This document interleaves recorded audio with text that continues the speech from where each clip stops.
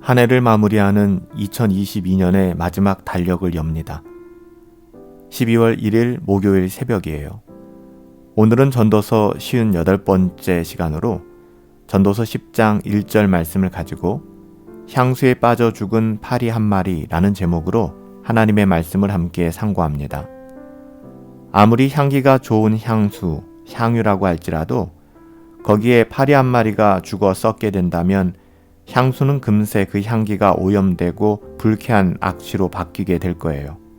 냄새가 섞일 때, 향기가 불쾌함과 섞일 때 굉장히 사람을 역겹게 만들지 않습니까?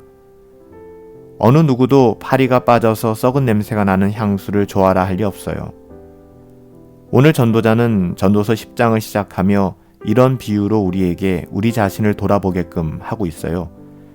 전도서 10장 1절 말씀이에요. 파리 한 마리가 빠져 죽으면 향수 한 병을 버리게 된다. 그렇듯 하찮은 어리석은 행동 때문에 지혜로 얻은 영광을 물거품으로 돌려버릴 수가 있다. 하나님의 자녀들에게 주신 영광은 하나님의 자녀됨의 특권이거든요. 이는 우리에게 뒤집어 씌워준 무거운 짐이 아니라 특별한 권리다. 성경은 이렇게 하나님의 자녀됨에 대하여 강조하고 있어요. 무거운 짐이 아니라 우리에게 주신 권리, 하나님의 자녀됨의 권리라는 거예요. 하나님의 자녀답게 살아갈 수 있다는 것이 정말 영광스러운 일이라는 것이죠.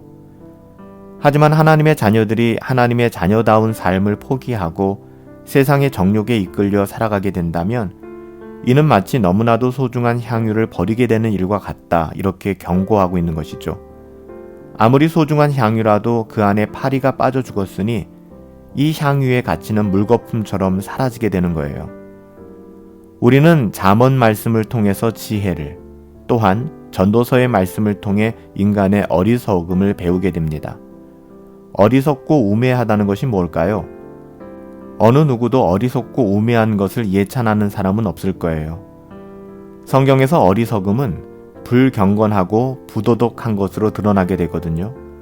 그런데 이 땅을 살아가는 모든 사람들은 타락했기 때문에 죄성을 가지고 살아가기 때문에 그의 모든 생각, 감정, 그리고 여기에 따라오는 자신의 모든 판단까지도 어리석음에서 완전히 벗어날 수 없다라고 성경은 누누이 강조하고 있습니다. 우리가 주장하며 살아가는 모든 일들이 어쩌면 겉보기에는 지혜로워 보일진 몰라도 헛똑똑이 짓이죠. 하나님 앞에선 정말 어리석고 헛된 것이 태반이라는 거예요. 그래서 우리는 늘 겸손히 하나님의 은혜 안에서 하나님께서 주시는 지혜를 구하며 경건을 추구하는 것 아니겠어요? 그렇다면 다시 한번 성경이 말씀하고 있는 지혜란 뭐라고 말씀드렸죠? 우리가 세상적인 표현의 지혜와 성경이 말씀하는 지혜를 결코 혼동해서는 안 돼요. 성경이 말씀하는 지혜는 오직 하나님을 경외하고 그의 계명을 지키며 살아가는 거예요. 그러기에 우리는 날마다 육체의 소욕이 아닌 성령 하나님의 인도하신 가운데 성령 충만하여서 하나님을 경외하고 하나님 나라의 가치를 누리고 전하며 살아가야만 한다는 것이죠. 사도 바울은 로마서 8장 5절부터 6절에서 이렇게 증거했어요. 육신을 따르는 자는 육신의 일을, 성령, 영을 따라 살아가는 사람은 영의 일을 생각하나니 육신의 생각은 사망이고 영의 생각은 생명과 평안이니라. 또한 바울은 갈라디아 교회를 향하여 갈라디아서 5장 16절에서 성령을 따라 행하라. 그리하면 육체의 욕심을 이루지 아니하리라. 사도 바울이 이렇게 말함으로써 갈라디아 교회가 육체의 욕심에 빠지지 않을 수 있는 그 비밀을 알려준 것이죠. 육체의 욕심을 이루지 말라 이게 아니라 성령께서 인도하시는 대로 따라 살아라 이렇게 이야기하고 있는 거예요. 악을 저지르지 않으려고 힘써라 이렇게 말하는 것이 아니라 선을 행하며 살아가라 라고 이야기하는 거예요. 우리가 선을 행하며 살아갈 때 악을 저지를 몸이 없게 되는 거잖아요. 우리의 몸은 선을 행하고 있으니까요. 우리는 주님의 은혜로 거듭난 하나님의 자녀들이에요.